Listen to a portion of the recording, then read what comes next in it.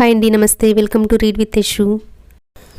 వేదవ్యాస మహర్షి ప్రణీతము సాహిత్య కళానిధి శ్రీ విశ్వనాథం సత్యనారాయణమూర్తి గారి తెలుగు వచన రచన అయిన శ్రీ శివమహాపురాణము రుద్ర సంహిత సతీఖండంలో నిన్నటి వరకు మన్మధుడు అలాగే రతి ఉద్భవాలు, మన్మధుడు శాపగ్రస్తమవుట అంతవరకు చదువుకున్నామండి. ఈరోజు కంటిన్యూ చేద్దాం. సూతముని మునులతో ఇలా అంటున్నారు: బ్రహ్మర్షులారా, తర్వాత గాథను చెబుతాను వినండి. అప్పుడు దక్ష ప్రజాపతి విధాత గత వచనాలను స్మరించి మన్మధునితో ఇలా అన్నాడు: ఓ కుసుమశరా, మహాలావణ్య తేజోరాశి అయిన ఈ సుందరి నా దేహం నుండి పుట్టింది. ఈమెకు రతి అని నామకరణం చేశాను. రూపంలోనే కాదు, సద్గుణాలలోనూ కూడా ఈమెకు సాటి ఎవరూ ఉండబోరు. ఈమెను భార్యగా స్వీకరించు. ఈమె నీకు సహధర్మచారిణిగా ఉంటుంది. నీకు అన్ని విధాలా తగినది. నీకు సర్వదా వశవర్తినిగా ఉండి ధర్మాన్ని పాలిస్తుంది. ప్రజాపతులలో పెద్దయిన దక్షుని ఆజ్ఞానుసారంగా మన్మధుడు రతీదేవిని పాణిగ్రహణం చేసుకుని కృతార్థుడయ్యాడు.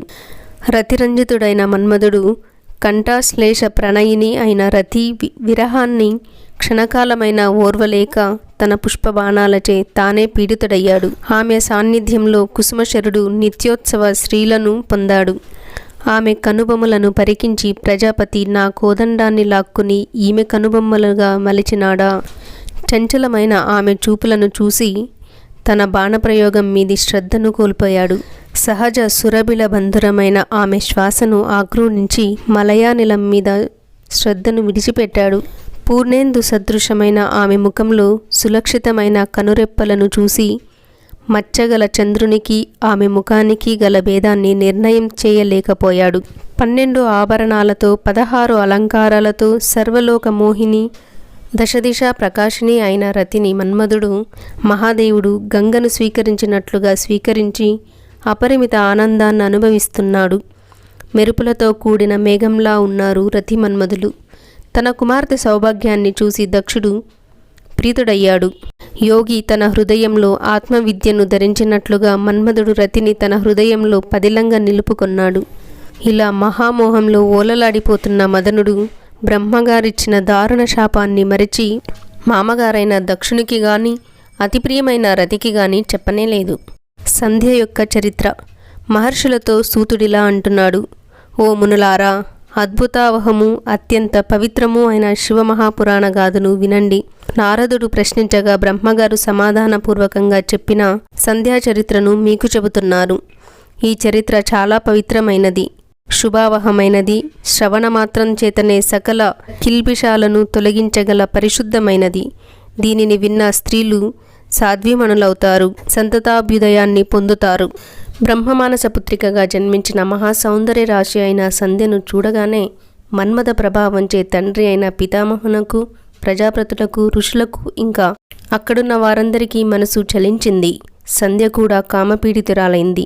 ధర్ముని ప్రార్థనను మన్నించి శంకరుడు ప్రత్యక్షమై పలికిన పలుకులకు అక్కడున్న వారందరూ లజ్జను పొందారు. సంధ్య కూడా దుఃఖిస్తూ అక్కడ నుండి వెళ్ళి ధ్యానమగ్నురాలై ఇలా విమర్శ చేసుకుంది: నేను యువతిగా జన్మించిన మరుక్షణంలో నా తండ్రి దోషదృక్కులతో నన్ను వీక్షించాడు. మనసులో కామభావనను పొందారు. నా మనస్సు కూడా పాపపంకిలమైంది. ఇదంతా మన్మథ ప్రభావం. దానికి తగిన శిక్షను అందరి ఎదుట మన్మధుడు పొందాడు. తండ్రి సోదరుల విషయంలో కామభావాన్ని పొందిన నాకంటే పాపాత్మురాలు ఉండబోదు. పాప పంకిలమైన ఈ దేహంతో నాకు ప్రయోజనం లేదు. ఉగ్ర తపస్సు చేసి పాప వినర్ముక్తురాలనై ఆపై ఈ దేహాన్ని వేద మార్గానుసారంగా అగ్నిలో ఆహుతి చేస్తాను. ఈ దేహం ఇక ఎంత మాత్రము ధర్మసాధన కాజాలదు.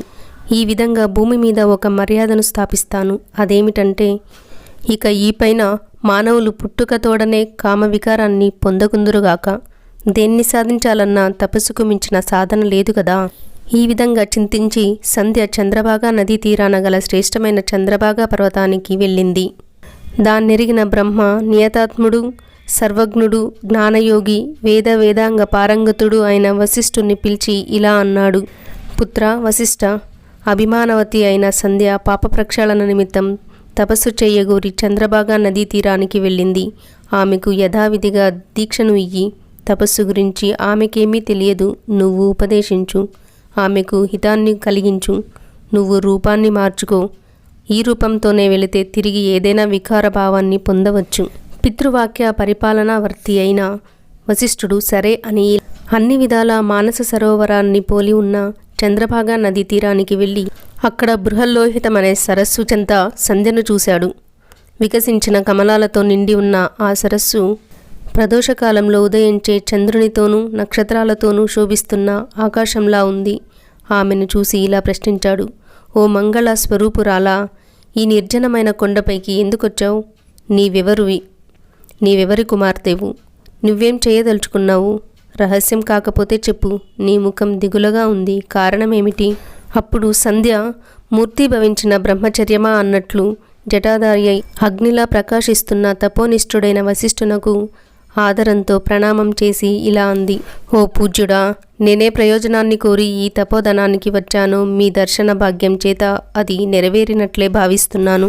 పిమ్మట తన వృత్తాంతాన్ని చెప్పి తపస్వరూపాన్ని వివరించమని కోరింది. బ్రహ్మవేత్త అయిన వశిష్ఠుడు ఆమె దీక్షకు మనసులో సంతోషించి శంకరుని స్మరించి ఇలా ఉపదేశించాడు. హే భద్రా, ఎవరు తేజోమూర్తులలోకెల్లా గొప్ప తేజోమూర్తి అయి ఎవరు తపోనిధుడో పూజ్యుడో అట్టి శంకరుణ్ణి మనసులో ధ్యానమూర్తిగా నిలుపుకో. చతుర్విధ పురుషార్థాలకు ఏకైక ప్రథమ కారణము జగత్తుకు ఆది అయిన శంభుణ్ణి సేవించు. ఓం నమః శివాయ ఓం అని ఆద్యంతములయందు ఓంకారంగల మంత్రాన్ని జపించు. మౌనంగా స్నానం చేసి మౌనంగా శివుణ్ణి పూజించు. నీకు తపస్సు ఫలిస్తుంది. శీఘ్రంగా శంకరుడు ప్రసన్నుడై ఇష్టార్థాలనిస్తాడు. ఇలా చెప్పి అంతర్ధానమయ్యాడు వశిష్ఠుడు. ఇక తర్వాత ఏం జరుగుతుందో రేపటి భాగంలో చదువుకుందామండి. సర్వం ఉమామహేశ్వర పదార్పణం.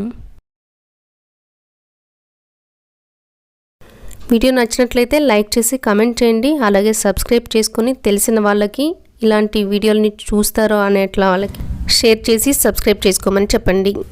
ఇవాల్టి జనరల్ నాలెడ్జ్ సెగ్మెంట్లో పొడుపు కదా. వెలుతురు ఉన్నప్పుడే కనిపిస్తాను, చీకటి పడితే మాయమవుతాను. నేనెవరిని?